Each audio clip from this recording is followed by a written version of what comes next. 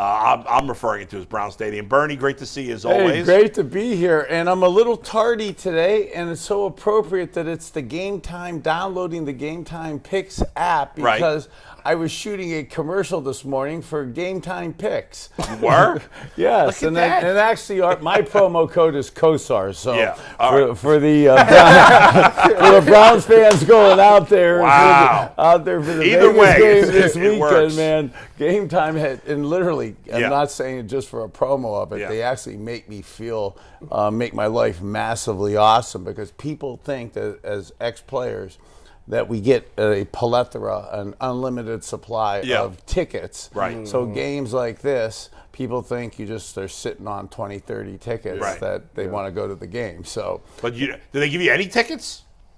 well, I'm not. I don't want to make this about the teams Okay, type stuff being negative, but no, you don't get any tickets. Wow. So all the people that deep down, most of the people who know me know they don't give you tickets, but they still call for free tickets. Right. Okay, so Game Time Picks is actually who I use when Yeah. they guilt me enough. Okay. Did you play? Because they filter it down. They really do have dynamic deals They do. and great pricing. So thank you for my financial account. Did you play in the flag football game halftime last Sunday?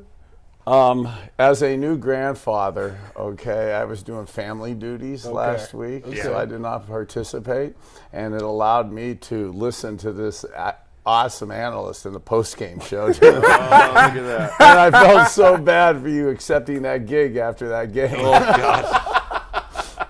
So sorry. Painful.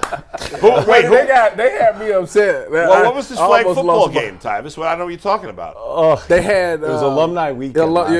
Oh, I they didn't had even realize that. Yeah, they had like a flag. So some of the older Josh Cribbs was out there and all kind of He stuff. ain't that old. I'm just saying they had some of the older Yeah. Browns out there playing in the flag. Were any of football. your guys from your era playing? So I wasn't sure about it. There is a lot going on, and when you go to those type things, right now you're only supposed to bring yourself or one person with you. Right. As a Mr. Mom with 4 yeah. kids and trying to decide, and then being a new grandpa.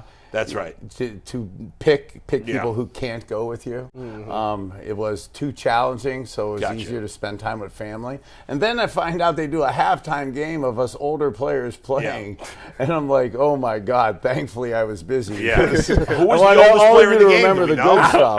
I didn't look at the whole list of players that was there. They kept talking about it in pregame. They was like, "Are you gonna go down there?" And I was like, "Well, I never played."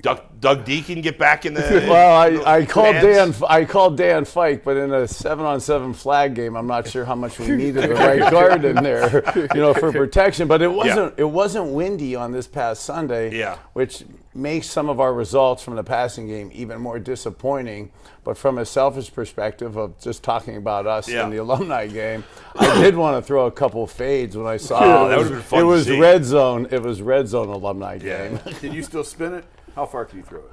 I could throw it real well within this room and within this studio. That's it. I still look athletic in this box. Okay. Small spaces. Bernie, Very small spaces. have you seen the clip, or have you heard the clip of Deshaun talking about that fourth down play where he said Jordan Akins was a decoy on the play? So I did see that. Okay. Yeah. Well, Jason and I especially were critical of that. I don't know. So here's, and I saw the 22 copy, the overhead copy of that play right after I saw a Dan Orlowski breakdown of Patrick Mahomes missing the same open receivers. Or I shouldn't say missing them. Not pulling the trigger to guys that are perceived to be open and perceived to be the read. And I see it like the fans see it on the 22 copy. And again, not trying to be an apologist for Patrick Mahomes or to Deshaun Watson, but I look at it from the 22 copy, and it's actually where it helped me call plays when I was announcing, looking down. But it also got me in trouble because it's super easy from the overhead copy to see what's happening when you're on the field and you're at play level and arms are up and big linemen are there. What looks like clean angles sometimes aren't clean angles. So on RPOs, where you don't really get a good look. I could see how that sometimes happens. In retrospect, Yeah. it's demoralizing because as quarterbacks, when you look at that overhead copy and then see him open, you wish you would have pulled the trigger because it looks pretty cut and dry from overhead. But when you're flat level, an eye perspective, it's just not that clean. And when you got banged around all game like that, it's just harder to trust what you're seeing. I don't disagree with that point of it. My only point was, He made the excuse that he was a decoy, though. I don't understand that. So I didn't hear that part of it. Okay. I was just looking at the he said he was the decoy. Like, you can never throw to a decoy. So when it comes to post-game press conferences and in game week press conferences, and again, this is a guy who really prides himself on being massively truthful, and especially in this late third quarter overtime period of my life, I really pride myself on being spiritual and truthful and stuff. I really thought that God gave us a special dispensation to be untruthful when you're playing football and you're the quarterback on game week. So sometimes you say things, okay, that are misleading, not necessarily to mislead you, okay, but sometimes to maybe mislead the other team and or show certain things to your team or to the other team you're playing. So I'm not sure that was it, but I do know that I misrepresented things in my press conferences, and it wasn't to cover my backside. It was more to layer out to get our team better and or to have the other team thinking a certain way. Bernie, when you look at this offense, do you think that they should go back to more of a run-first mentality rather than this passing attack that they got going on? So I want to give a long-winded answer that will take me into whatever time you want to throw me out at. The short answer is yes. Okay, the short answer is yes. And I did my podcast this week with Eric Metcalf, and again a running back, kick returner, but he was an electric player. And even him, we were talking last week, and the Jacksonville game, and coming out in jumbo personnel, and Nick Harris is the H-back. You can't get any more physical with Foreman on our team and on our current roster than stuff like that. Mm-hmm. And albeit it wasn't sexy, it was productive in that the Kevin Stefanski principle of let's win the week. Jimmy Johnson somehow, some way, figuring out a way to win. That was successful against Jacksonville. Wasn't again, and it was the physical running game. Between that, in that sandwich, was 2 layers of bread of the Dallas and the Giants game, which both at home was the spread kind of let's throw the ball. And those are alternate personalities and alternate offenses. And although all three of the games didn't look great, the Jacksonville physical one was the best one. And I really believe we've got to show now a personality of the running game. And doing that, even though that's not optimal, and going jumbo packages in last week's game wasn't optimal with 3 linemen getting hurt, and being down players like that, and being down David Njoku again. But the being spread out and trying to be masters to both personalities, masters to both systems, you could see isn't working. Mm-hmm. And now with more injuries and more uncertainty right now, and going on the road, I believe it just allows your offensive line, allows your offense, and allows your quarterback to assimilate better into the game with a physical personality running game. Mm-hmm. By the way, you mentioned RPOs before, so that for whatever reason made me want to Google your longest run. I know you aren't known for your running in your career. Obviously, was it 22 yards where Junior Seau laid on top of me? And it was a 2-deep, 500 man. It was like Moses parting the Red Sea. According to this, it was 23 yards against the Broncos. Okay. By the way, some guy who was responding to this post, his name is Day Old Turkey Sandwich. That's the guy's name on here. It says, Kosar and Marino got to be 1 and 1A for the slowest quarterbacks of all time. But Kosar rushed for 23 yards here. Marino's longest career rush was 15. Another guy claims the reason they couldn't tackle you is because you were 5 yards closer to the line of scrimmage than they expected. So they were tackling too early. I don't know. No, actually, the That's 20. I had a Yeah. Junior Seau 20 or 22 yard run. The 23-yard one against Denver. Ironically, I can't remember what I had for breakfast, but I can remember those plays from 35 years ago. And literally, it was like the parting of the seas, like Moses, letting letting us leave. Yeah. And I should have had 40 yards and a touchdown. Any average athletic person would have had 40 plus and 2 scores. Yeah. Mine ended up as 2 runs. Okay.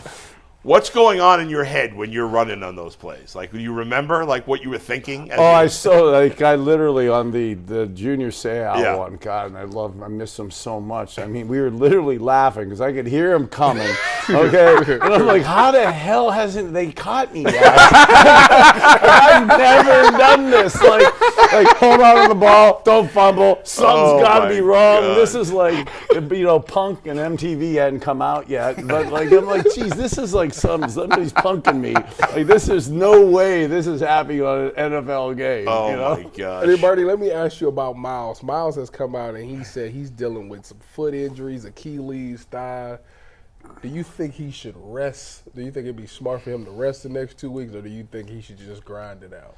Yeah, that's a great question and a super tricky one. And I'm not saying this to be on the fence because it comes down to really how you are. Yeah, we all want to play and we all say we're going to play. But now I do a lot of statements and of we got to be protected from ourselves. Mm-hmm. Sometimes as players got to be protected from ourselves. So that peer pressure, that internal pressure to perform, to play, to not sit, is so strong that we're going to try to make ourselves play. Yeah. And he's going to he keeps making himself play. And that's why one of the reasons why we love him. Well, probably the main reason why we love him is he's just awesome. Mm-hmm. And you need to have that speed and have that athleticism. And if he's at 80% now, and I get nervous when I hear foot, toes, calf, and all of a sudden it creeps in a week later and now it's Achilles. That's not good. Okay, yeah. that is not positive. So if we're even in that space, I would really be calling me for some of my alternate mechanisms for accelerated healing and that, but you absolutely have to be careful with it because if it keeps going, it keeps going to where, I mean, we're such a down. If something happens like this Kevin Durant, a calf is now an Achilles, like the Cleveland Browns can't afford to not have Myles Garrett at the end of the year. And can't even imagine the depth mess we will have if Myles Garrett has Achilles surgery. And my God. what does next year look like? I said I would sit him for the next 2 games. First of all, no, I did. That's not what I said. It's not that we yelled. It's just we know he's not going to do it. I said he's not going to do it. I said I would, but he's not going to do it. Sell his helmet. Shut up. Bertie, you talk about protecting players from themselves, and you're 100% right. When you played, though, you played through it? I did, and look at the mess I'm in. I mean, literally, early stage Parkinson's, early stage dementia, the liver transplant, like medicated for most of this century, 100+ pills. Yesterday was the anniversary of, this is Suicide Awareness Month. Yesterday was the anniversary. 1 year ago yesterday, Chagrin High School graduate, Notre Dame graduate, national champion, 3rd-round draft pick of the Bengals. Blocked for me at the Cleveland Browns and Bill Belichick's early years here. I'm so proud of him. And as Bob Dahl, hedge fund manager, commits suicide last year on September 25th. Those issues, those things we've talked about on air and off air with myself and those thoughts. So over 100 people have already died from the overdose fentanyl issue this week, just in the state of Ohio. Again, I love my number 19. But 19 people a day commit suicide in the state of Ohio, and one of my brother's teammates, did that yesterday, 1 year ago. So those are costs of things too, on top of ACLs, ankles. This is as straight as my right arm goes. We were chuckling about playing in the alumni game. If I would have known, I would have been. If it had been windy, I'd have been even more nervous as a 60-year-old, not being able to have a rag arm basically right now. So those are things that football guys deal with that so much of society's dealing with right now. When you talk to the current players, does that get through to them at all? Because if an older player had talked to you, it probably wouldn't have gotten through at the time, I'm guessing. Does it get through when you talk to, I know you're close with David Njoku. Do you talk to these guys about these things? So Not really. Okay. There's a little bit of it, and you know what? I did a little bit with Baker when he was here, and I Okay. did it more so of explaining some of the things I'm going through. And truthfully, I sounded like a baby, you know, and they could all about me, and these guys are busy. Like, they got a lot to do, and there's a lot of pressure. And one of my great coaches, Howard Snellenberger, said, to believe is to be strong. And if you believe in something, you can almost will it to happen and stuff. So I so believe in positive thinking. I don't want to plant them demons. Like, I look at you, like, if you were playing, man, I don't want you to, like, a DB safety laying your head out in there. You don't, if you contemplate that decision, you're not really going to do it. Yeah. So I don't want to plant them demons, you know, right there with those guys. And truthfully, they don't want to hear it. Yeah. You know, they're busy, and they shouldn't want to hear it. So the guys, I tread lightly on it, and then I do it like I joked with you guys, with Miles, or with David and some of the guys with, hey, these are some things that you could do healthily and legally, Yeah. okay, to accelerate healing. And it's not a sin to people say, well, you accelerated healing. Well, if you accelerated healing naturally, isn't that what our country's about, and doing good? So that isn't cheating to me, especially when it's legal. Yeah. Let me ask you about the offense again. Obviously, they went out and got Ken Dorsey to, you know, switch up the philosophy on offense. At what point of this season do they say it's not working, we're going to go back to old Kevin Stefanski way? So, you know, a lot's getting talked about it. Kevin Stefanski, Ken Dorsey, my way, your way, his way. It's necessity now. This is the only thing that is really going to work, okay, is packing. You could spread them out, but, like, having linemen in and running the ball. Because right now, even when we pass it and you want to pass it, they know that we're trying to do everything super quick. And, you know, even though we're throwing, we're averaging, I think, league worst 4 yards, you know, 4 yards a pass attempt, you know, 3.6 yards on first down, and that's throwing. So the running game part of it, it's almost like one of my old coaches, Gary Stevens, a Cleveland guy who coached at University of Miami, and then Dan Marino and Don Shula for a lot of years, says, God, it's just so avviazo. It's avviazo that you've got to do for self-preservation, for the team, for the season, for the offense.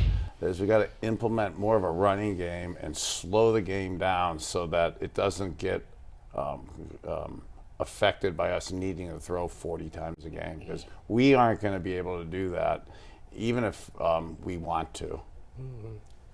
How do you build a game plan during the week, and how do you determine it blows my mind that you can go from the Dallas to the Jacksonville to last week. 1 and 3 looked very similar, 2 looked totally different. I agree with you. I've been saying all week, week 2 is how they should play. That's how they should play. That's how this team is built. But how do you go about building a game plan as the head coach and play caller? When do you decide your call sheet, your play sheet? How many plays are, you know what I mean? So it's a sad thing a disappointing thing when it happens between 1 and 4 o'clock, and you realize that at 2:30 in the afternoon. Okay, that sucks. Okay, sorry out there, viewers. Okay, but when it's during the week, okay, you could adjust to it. It's not optimal. Okay, and I really think, like, and I actually am putting myself. If we go back again, I say 1 year ago, to the Bob Dahl thing on September 25th. Go back 1 year and 2 weeks ago to after the Steelers game.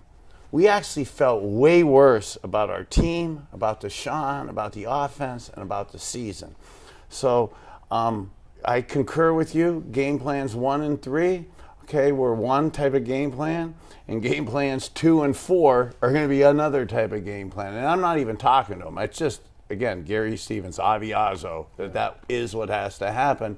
And I actually, in a wanting to be positive way, looking at it, is it's still really early in the season. I mean, God, the Bengals are 0-3. Lamar's 1-2. The Steelers are going to, they got a good start and stuff, but there's teams that, like last year, we were we were dead to the season. So actually, in a somewhat of a masochistic way, it's actually a positive to me that it's been so woeful and extreme, because again, now it's Aviazzo what to do. And just like last year, when they thought the season was over, the coaches made that hard, firm switch. I don't think we're going to go as firm as it became last year, but now we know it worked last year. It's still a lot of time, and I believe we're going to go on the even numbers, okay? The game plan 4 is going to look like game plan 2, okay, and not game plan 1 and 3. So you're expecting them to bounce back, run the ball, extra linemen, go and win in Vegas. So up till I want to see the last thing you said, because we are struggling, and so are they, okay, but in reverse, what Antonio Pierce did with them, and if you tell the guys, defensive guys, you're making business decisions, you're turning down tackles, the next step is you're getting cut, and it is different today with guaranteed contracts and stuff. The guys may not feel as bad, but that tends to make you not make those business decisions in the next game. Now, history left onto itself, it does tend to come back, so later those things do probably come back for them. Unfortunately, it probably won't be this week. So they have as much to prove as that terrible performance that they had in front of their home fans. And then I watched a little bit of the film of the Raiders going to Baltimore. I mean, they played with Baltimore. So like that's not something I'm excited about. So I want to see the first 2 parts of the offense of it, because I really believe that just gives us a chance to be good. And then we go to the defensive side, and depending on Miles and that, how he could be health really affects how Gardner Minshew or if O'Connell comes in for them. Let me ask you this, Bernie. You seen how the offensive line played last week? Obviously, there was a bunch of guys banged up. Wyatt Teller's on IR. Jed's not 100%. DeWine's not 100%. What are ways that they can be effective protecting Deshaun so he can pass the ball to give him more time? Yeah, so it massively helps with the extra back tight ends in the game. And it absolutely helps when you're under center and you're doing running plays from under center and play action, because the line doesn't get as big a get off and predetermine that they're pass rushing on their way to the quarterback to adjust to run. So I keep preaching to repetitively, I feel, on the running game, coupled with those quick screens, that you could actually get some quick screens right behind those guys. And even if they don't go, because we were a big screen team the last couple years in play action, even if they don't exactly work, it at least gets the linemen when they have a jailbreak block, which we've been having way too many jailbreaks where it looks like screen protection and we're just missing them. Okay, that's death to the quarterback. So for everyone who wants to crush Deshaun, it goes both ways with that. So at least now some D linemen and Max Crosby, if he's coming clean, okay, and it's a jailbreak, he may slow down a little bit because we're going to dump some screens behind him.